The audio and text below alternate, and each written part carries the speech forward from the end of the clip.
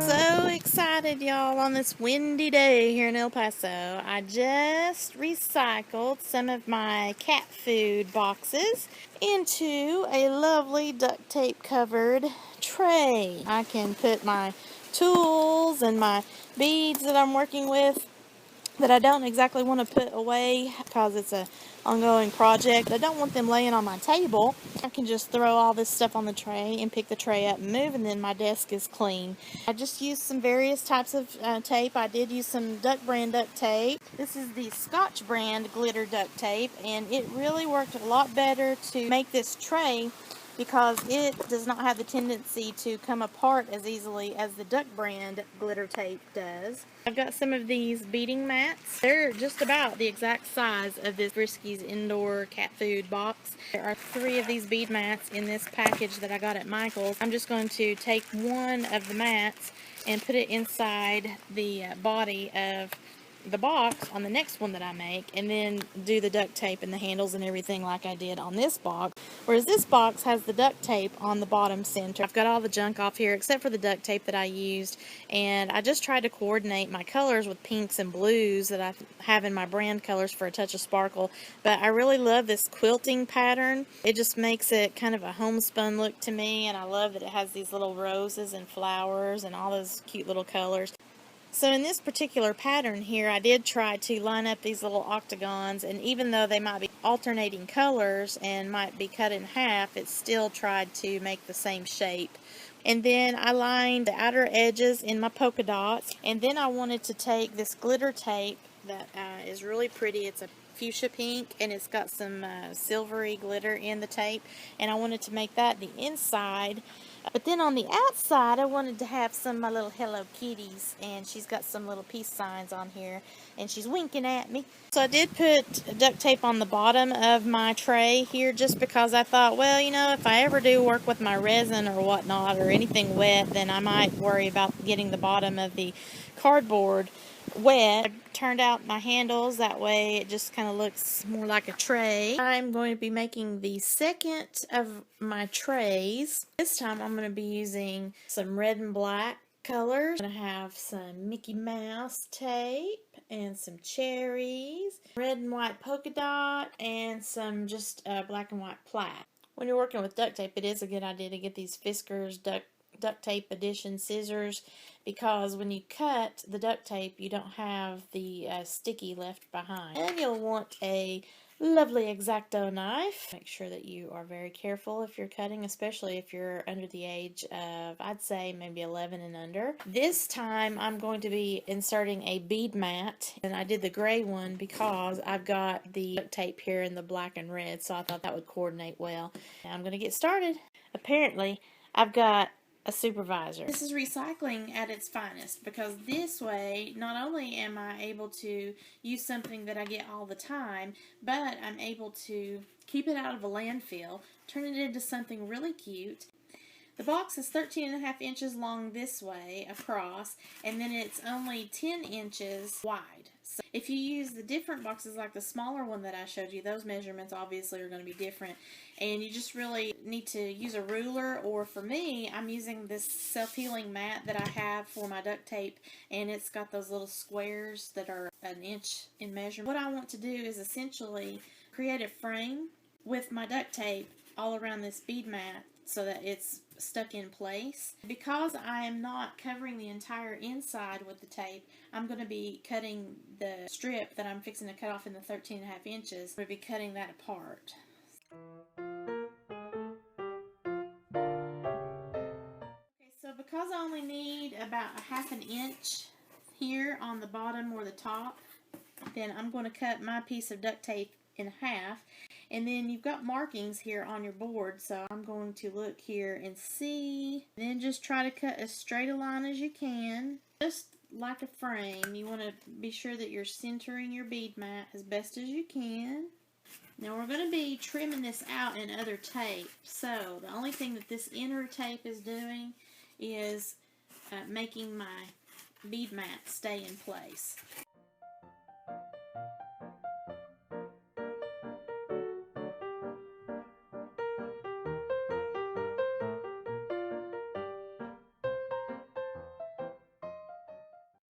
wanted to, this time, put my tape a little bit further on my board so that I could see where my line starts, so that it helps my eyeball as far as when I start to cut, especially when I'm cutting a piece of tape in half, which is what I want to do here.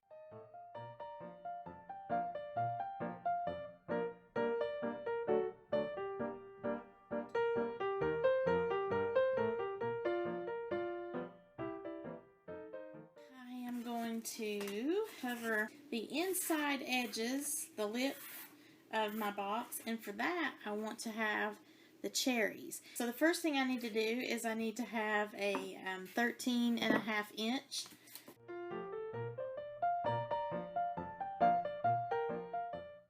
kind of overlap a little bit of the edge of the previous tape so that it kind of creates a little water barrier. Hopefully there's not going to be any seed beads that kind of fall down in a hole or whatnot.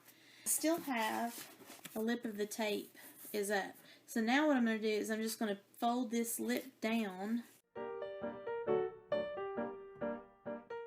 Just put the piece of tape here onto the other side of the box, and I just wanted to show you how I kind of let it make a little curve here. This edge of the cherry tape is covering the other edge of the plaid tape. As if you work with seed beads, which are what these lovely babies are, which come in so many sizes that are sometimes too small to even comprehend. If any of those spill out into your corners, it's a lot easier for you to get up instead of them being over here stuck in between two pieces of ends of duct tape.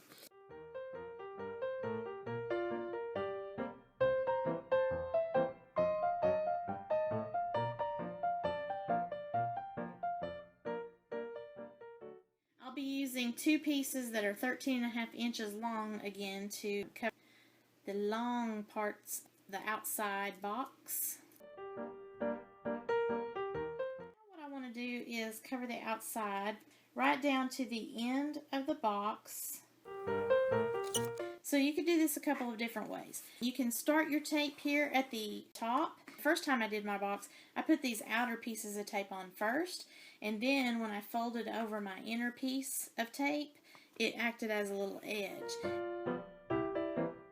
And I forgot to do that this time, but there's no problem with that. What I can do is just cut off some more cherry and go back and do my edges here. Or I could do another piece of Mickey, roll him over the cherry here edge.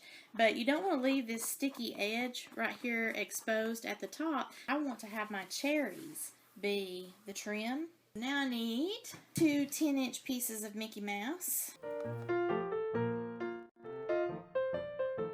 Okay, now I'm all fixed up. That's how I wanted my outside to look. So I've got my check pattern. That's my inside of the box. Alright, so now I'm just going to be covering the bottom, and I'm going to be covering it with the Mickey Mouse tape. So I think I'm going to need 6 pieces of 13.5 inch long tape. And you're just covering up any exposed areas of your box. I want to kind of create a little bit of a lip, so I'm going to have a little bit of an overhang.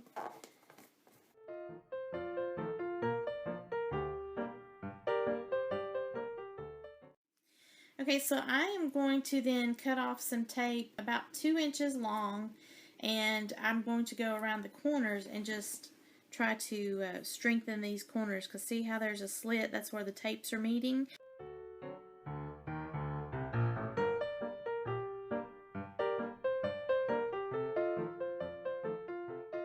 So now I just want to make some pretty little handles. 2 10-inch pieces. And for this, I'm going to be using the red and white polka dots. Folding it over onto itself.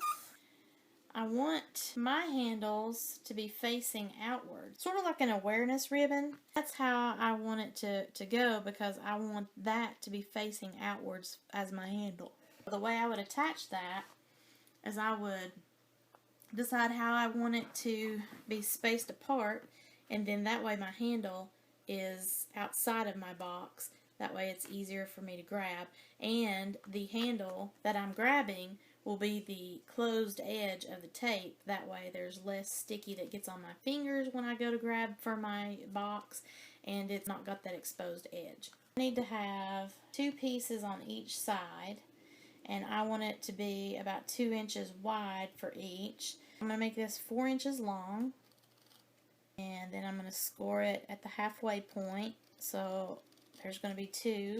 And then I'm going to come through here and do a half cut lengthwise, so each piece is going to be 1 inch by 2 inches. I'm taking my other little piece of cherry tape, and I'm taking my other polka dot strap with the top that's actually bent over on itself facing upwards. Then I'm making my little awareness ribbon, sort of. Try to get it even with the other side. Taking the cherry tape, going at the bottom. Here is the other side. And again, take the cherry tape. And then there you've got the handle. I've got some pink and blue beads here, some little seed beads, which are notorious little buds for being hard to get up here, especially when you're dealing with felt. It's a lot easier on these little bead mats. So I wanted to show you, one of my good friends, she taught a beading class that I took once, and she gave everyone that attended the class a lovely little tin and actually made it into a portable bead mat in a way. So she just took a piece of felt.